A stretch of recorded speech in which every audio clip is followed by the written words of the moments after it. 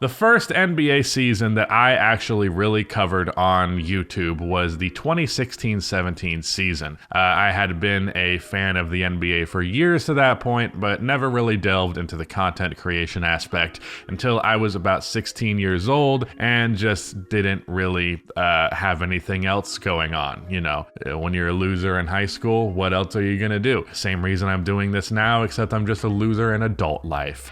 But that team specifically for the Chicago Bulls that year is a team that I weirdly have super fond memories of, simply because it was the first Bulls team that I ever covered. I probably made a couple of videos about them. I remember specifically I made a video about how the Bulls could be a surprise dark horse in the playoffs. At the time of making that video, I believe they were the 7th seed in the Eastern Conference.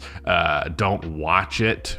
It's a terrible video. Don't watch anything that I have uploaded pre-2020. I don't want any of you looking at it. But that team did surprise a little bit in the playoffs. It was one of my better takes, and I would argue even could have upset the first-seeded Boston Celtics if not for an injury to Rajon Rondo, which is ironic given that Rajon Rondo is number 2 on my list of most overrated basketball players of all time, but he truly was very impactful in that playoff setting for the Chicago Bulls. He was a huge catalyst in why they won 2 games on Boston's home floor in round 1. Then he got hurt and Boston swept the series from there. Hello everybody, welcome to Awesome Rusty Bucket. Subscribe to the channel if you have not already and drop a like on this video. It only takes 1 second and makes a massive difference in how this video performs in the YouTube algorithm.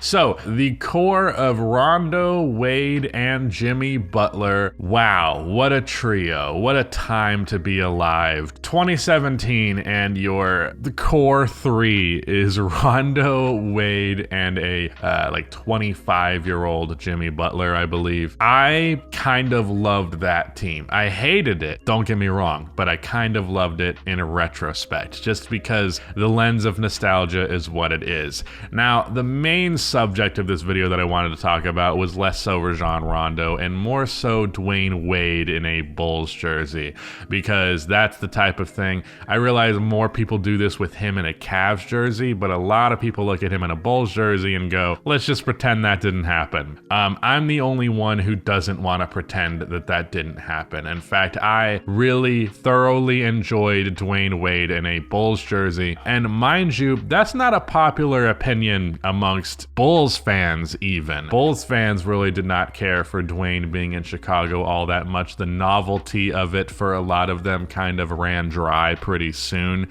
And to be fair, if I viewed this cynically, if I viewed it as an adult now, as someone who covers the sport for a career, I probably would have been a lot more negative on it if it was something happening right now versus something that happened when I was 16. But for me, Dwyane Wade was one of my favorite players of all time, and I was a Chicago Bulls fan, and it was pretty fucking sick to see Dwyane Wade in a Chicago Bulls jersey. It's really as simple as that. He had good moments, and in fact, I believe the first game he played, he hit like a dagger 3-pointer and then did like a slashing throat motion that I believe he apologized for, which is kind of whack. But as simple as one of my favorite players is wearing my team's jersey, I get to watch one of my favorite players of all time in my team's jersey. Little bit of bittersweetness to it, of course, because Dwyane almost joined the Bulls in 2010.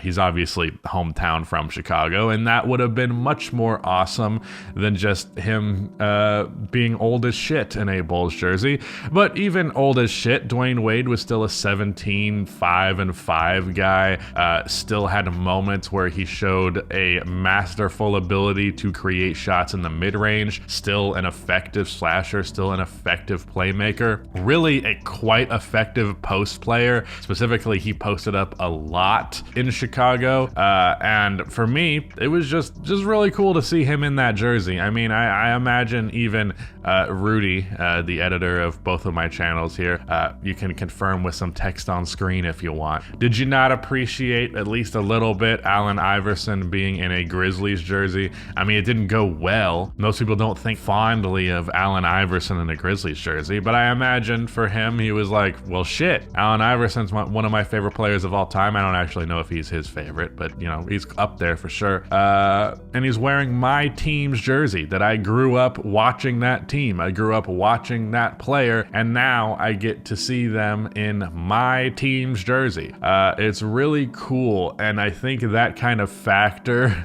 just kind of gets lost in basketball discussions in terms of what's enjoyable about the sport at large. Like, a lot of this stuff is about memories and having fun and enjoying it, and it's as simple as that. And that's why there are people that are fans of players who really didn't win that much. Like, for example, let's just talk about like Carmelo Anthony.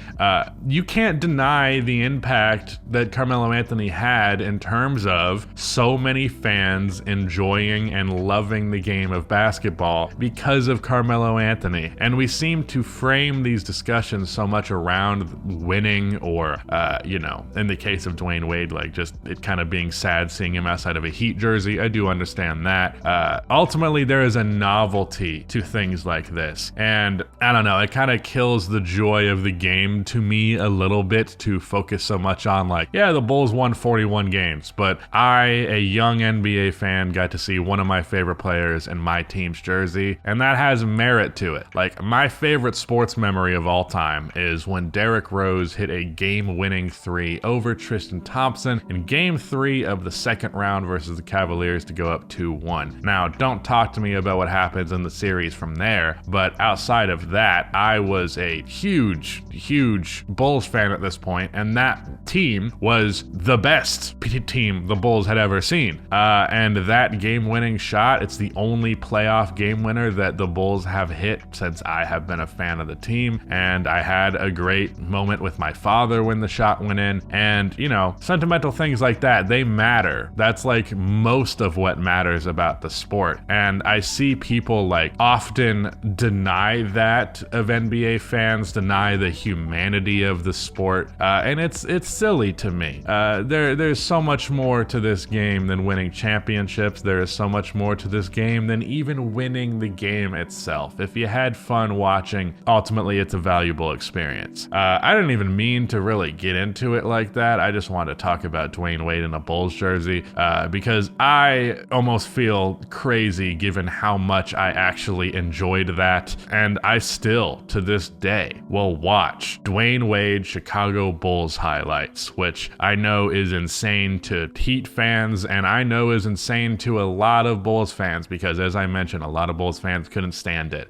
I remember specifically they couldn't stand it, and to be fair, I was even critical of this, that they said they wanted to get younger and more athletic after the season ended. That was their description of the direction they were going with the franchise. They traded Derrick Rose, and then with, I think, a plentiful amount of cap space, they decided our way of getting younger and more athletic is signing two 30-year-old guards who are clearly past their prime in Dwyane Wade and Rajon Rondo.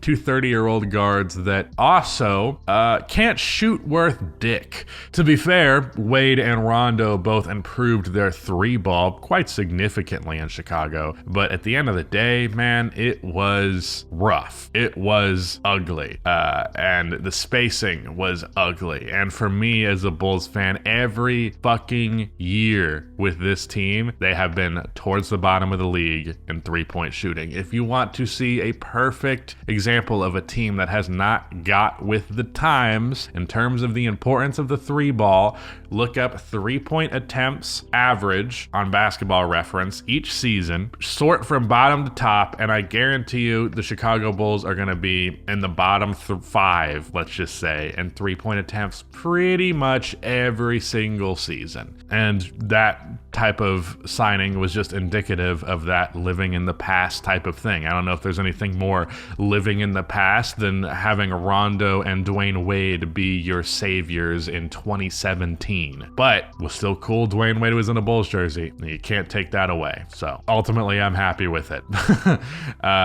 So that's it. Shout out to Rudy for editing this video, and goodbye.